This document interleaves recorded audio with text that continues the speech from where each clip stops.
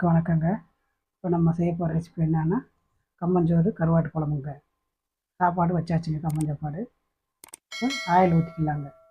கருவாட்டு குழம்புக்கு செய்யறது எப்படின்னு பார்க்கலாங்க.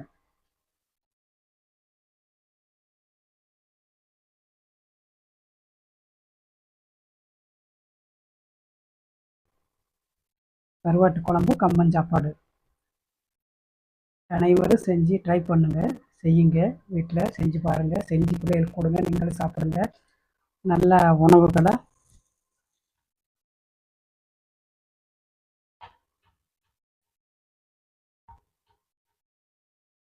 பூண்டு போட்டுக்கலாங்க. பூண்டுங்க லைட்டாக வணக்கி எடுத்து வச்சுட்டு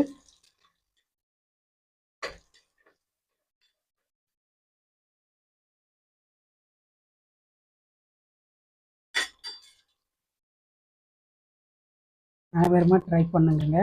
நல்லதுங்க, நோய்கள்லேருந்து தப்பிக்கலாம். ரொம்ப ஹெல்த்தியான ஃபுட்டு. தயவுசெய்து சோம்பரப்படாதீங்க, செய்யுங்க. வாரத்தில் 2 முறை 3 முறை செஞ்சு சாப்பிடுங்க. குழந்தைகளுக்கு வளர்கிற குழந்தைகளுக்கு மெயினாக கொடுங்க. இதெல்லாம் மறந்துடுவாங்க, அப்புறம் அவங்க சாப்பிட மாட்டாங்க. இப்போ வர்ற காய்கறியில் சத்து இல்லைங்கிறாங்க, இருக்கிற அரிசியில் சத்து இல்லைன்னு சொல்கிறாங்க. இப்போது வர்ற கம்புலேயே சத்து இல்லைங்க, பாதியாவது இருக்குங்க. மலை ஏரியாவில் அங்கெல்லாம் விளையிற கம்புகளில் நல்ல சத்துங்க. கிடைச்சா வாங்கி கூட ட்ரை பண்ணுங்க. அனைவருக்கும் தெரிஞ்சுக்கிடணுங்க. எங்களுக்கு கிடைச்சது ஒரு 5 கிலோ மலை ஏரியாவிலேருந்து நாட்டுக்கம்பு ஒரு 5 கிலோ கிடைச்சது. நான் அதை வச்சு ஓட்டிக்கிட்டு இருக்கிறேங்க. நீங்கள் எங்கே கிடைச்சா வாங்குங்க. கிராமங்களில் இருக்குங்க, சில இடத்துல இல்லை. இப்போ விதையே இல்லை, நாட்டுக்கம்பே வரமாட்டேங்குது, எங்களுக்கு வரமாட்டேங்குது. ஏன்னா கீழே மலையில் இருக்கிறவங்களுக்கு தண்ணி மழை வாய்ப்பு இருக்குதுங்க, தண்ணி வாய்ப்பு. தரிசுகளில் வந்து கிடைக்க மாட்டேங்கி அப்படின்னு சொல்கிறாங்க. வெங்காயம் போட்டுக்கலாங்க.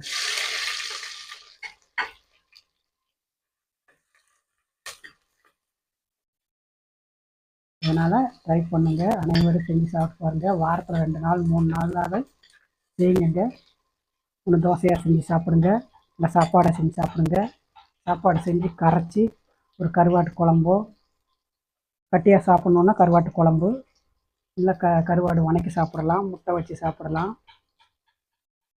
நல்லா இருக்குங்க. அப்படி பிள்ளைகளை பழக்கி கொண்டு வாங்க. நம்மளும் சாப்பிடணும். நம்ம செஞ்சு கொடுத்தா நம்ம சாப்பிட்றத பார்த்தாங்க பிள்ளைகள் சாப்பிடுவாங்க. கருவேப்பிலை போட்டுக்கலாங்க.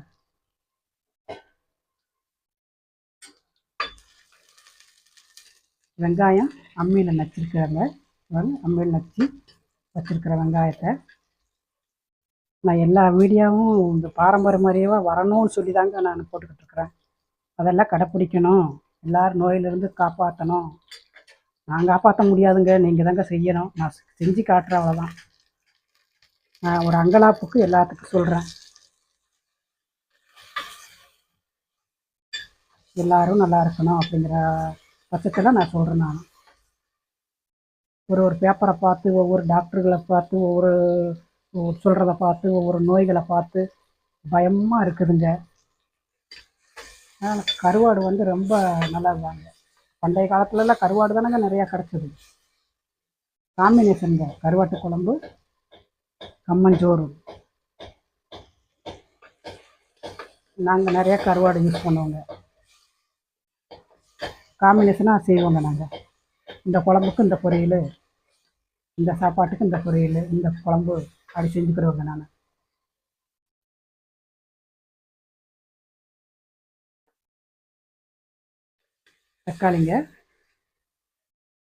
தக்காளி வணங்கட்டுங்க.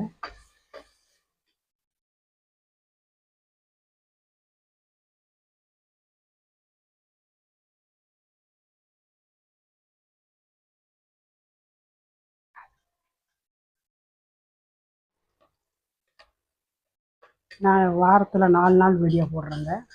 நம்ம வீடியோ வாரத்தில் 4 நாளைக்கு வரும். எங்கேயாவது முடியலை, எனக்கு செய்ய முடியல, எடுக்க முடியல அப்படின்னா கொஞ்சம் லேட் ஆகுங்க. நம்ம வீடியோ நமக்கு சேனலுக்கு சப்போர்ட் பண்ணுங்கள். நீங்கள் பண்டைய காலத்துக்கு திரும்பி வரணும், எல்லோரும் நல்லா இருக்கணும்னு தாங்க நான் வீடியோ போடையே ஆரம்பிச்சிருக்கிறேன்.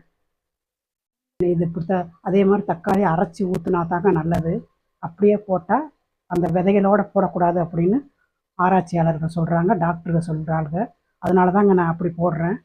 தயவுசெய்து நம்ம வீடியோவை பாருங்கள். நான் எப்படி செய்கிறேன்னு பார்த்து நீங்களும் செஞ்சுக்கோங்க. நான் ஏகப்பட்ட வீடியோவில் நான் சொல்லியிருக்கிறேங்க.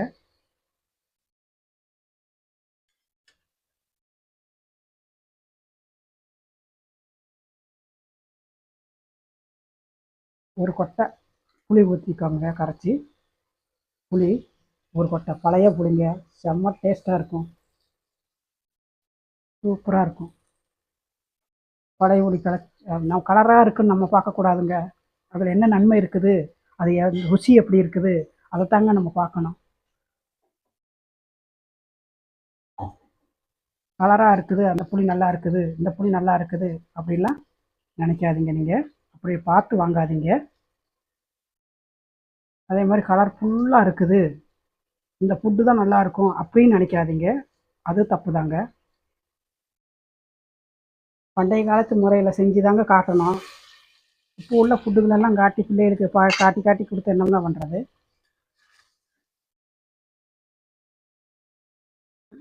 சும்மா வீடியோக்காண்டி போட்டால் எப்படிங்க? எல்லோரும் நல்லா இருக்கணும்ல. வீடியோக்காண்டி கண்டென்ட்டுக்காண்டி போட்டால் எப்படிங்க? கலர்ஃபுல்லாக அப்படி இப்படி இப்படி பண்டைய காலத்துக்கு கொண்டு வரணும். நன்மையாக நம்ம ஒன்று பண்ணுறோன்னா அதில் தூளுங்க, குழம்பு தூளுங்க. உங்கள்கிட்ட பேசிக்கிட்டே நான் 1 2 முன்ன பின்ன போடுவேன், பார்த்து கொஞ்சம் மன்னிச்சிக்கோங்க. 2 ஸ்பூனுங்க, 3 ஸ்பூனுங்க, 1/2 ஸ்பூன் கூட சேர்த்துக்கல, காரசாரமாக இருக்கட்டும்.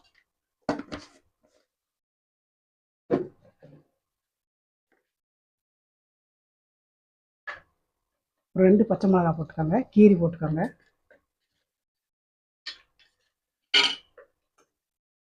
பூண்டு லைட்டாக வணக்கணும்லங்க, போட்டுருங்க.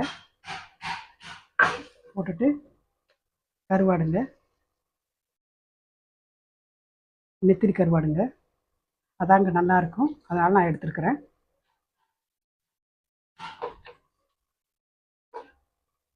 தண்ணி வச்சுக்கோங்க.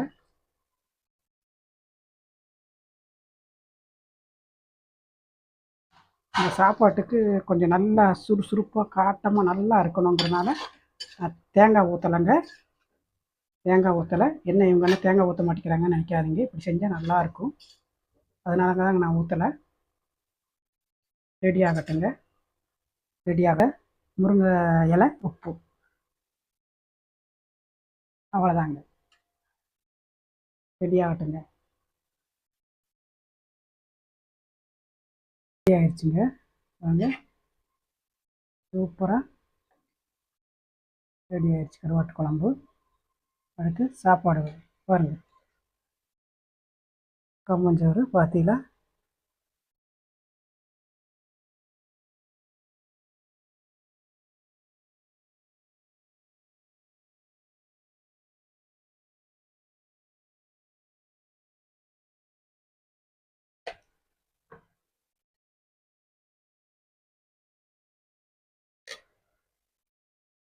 வீடியோவுக்கு பண்ணலாங்க, இப்படி பண்ணி வச்சு சாப்பிட்டு பாருங்கள் நீங்கள், சரிங்களா?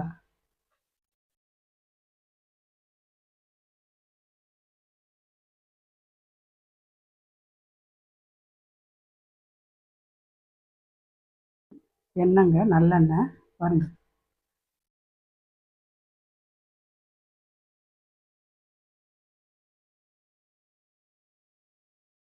அவ்வளோதாங்க. அண்ணன் எல்லாரும் ட்ரை பண்ணுங்க, ட்ரை பண்ணுறீங்க, ட்ரை பண்ணி சாப்பிட்டு பாருங்க. வயிறு இவ்வளோ சாப்பிட்டாலும் நல்லா இருக்குங்க, எனர்ஜிக்கிட்டாக இருக்குங்க, நல்ல உடம்பு நல்லா இருக்குங்க. அனைவரும் ட்ரை பண்ணுங்க. நம்ம சேனலை மறக்காதீங்க. உங்களுக்கு ரொம்ப பிரயோஜனமானது, வருங்காலத்துக்கு என்ன பிரயோஜனமானது சாப்பிடணுன்னு நான் உங்களுக்கு வீடியோ எடுத்து போடுறாங்க. இது ட்ரை பண்ணி சாப்பிட்டு பாருங்கள். நன்றிங்க. வணக்கம்.